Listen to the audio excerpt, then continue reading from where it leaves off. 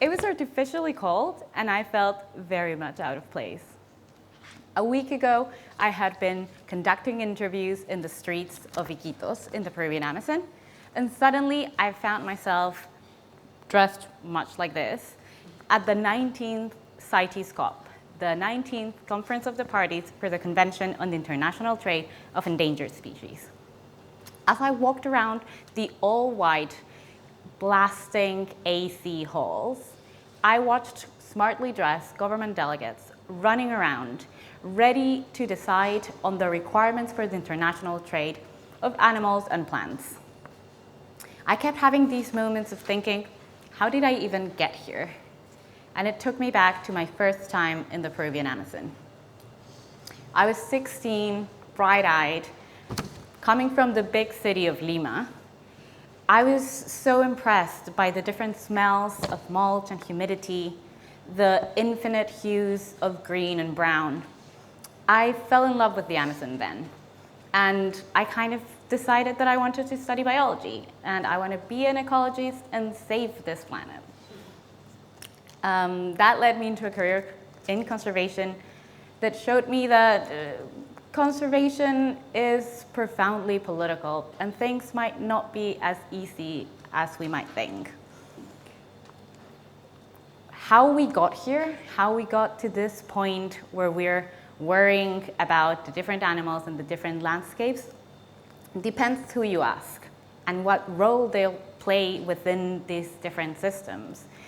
Are you asking a conservationist, an anthropologist, or are you asking someone who lives in the forest? How we go from here is similarly different. How do we even get to decide how we go from here? And that brings me back to the conference. I walked around this huge technified convention center in Panama City for 2 weeks. I was obviously chasing food, as one does at a conference, but I was mostly chasing conversations about the 3 topics that I was mostly interested in. Latin America as a region, Peru specifically, and indigenous peoples and local knowledge.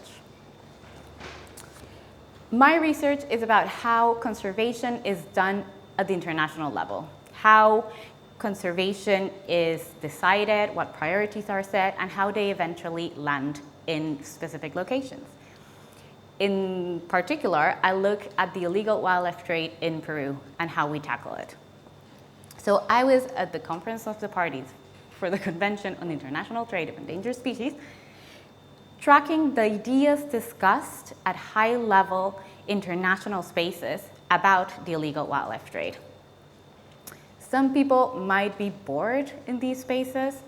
The overly sanitized atmosphere, the legalistic wordsmithing, the decorum and the protocols, how you have to ask the president to add you to the list of speakers, and then we go through these long lists of speakers, then we vote again. We fight over changing a comma. However, I was enthralled. To me, this space was magical. I was impressed by the low hum of dozens of different languages being spoken at the same time. The negotiations, the agreements, the political intrigue. It was like my personal Game of Thrones. However, as I was there, as I sat behind the rows and rows and rows of delegates, I noticed that there was something big missing. For all the talk about indigenous peoples, local communities, livelihoods, there were no American indigenous peoples or local communities present, even though we were in the Americas. What we had was government delegates and international organizations making the case that the illegal wildlife trade is primarily a transnational, serious, organized crime driven by profit, that it threatens conservation, it threatens security and the rule of law, it threatens our global health through pandemics, and it threatens indigenous peoples and local communities. However, having been in the Amazon just a few days before, that narrative seemed way too simplistic. In the Amazon, in Iquitos, one of the biggest cities in the Peruvian Amazon, I walked around street markets for weeks trying to find someone who would agree to talk to me. Within the street markets, I met this woman called Mary.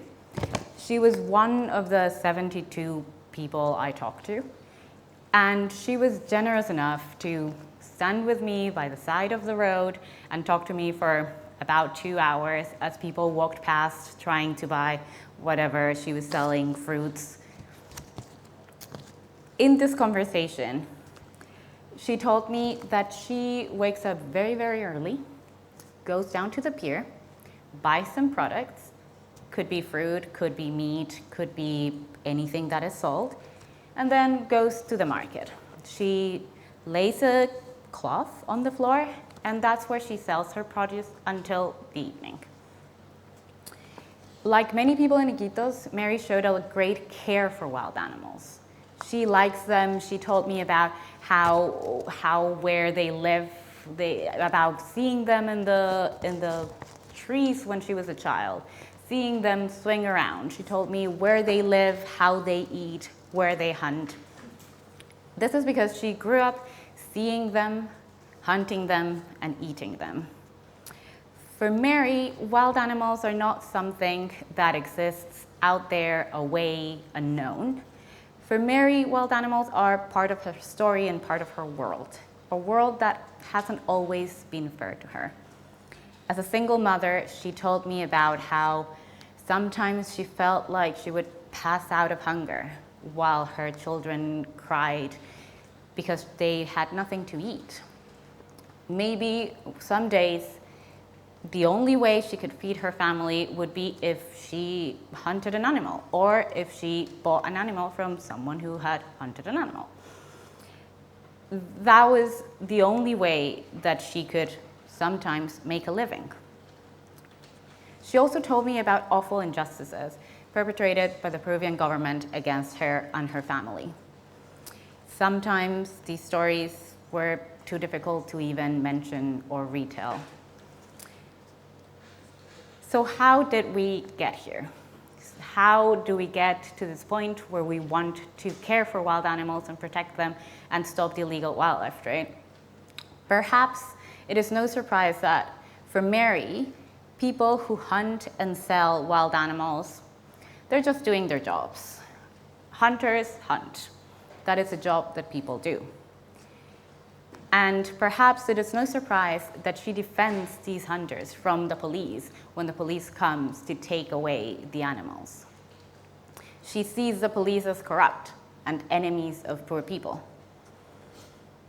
For her, wild animals are not something that must be left out there. For her, wild animals and using wild animals is not a crime. She doesn't know that there are laws protecting them.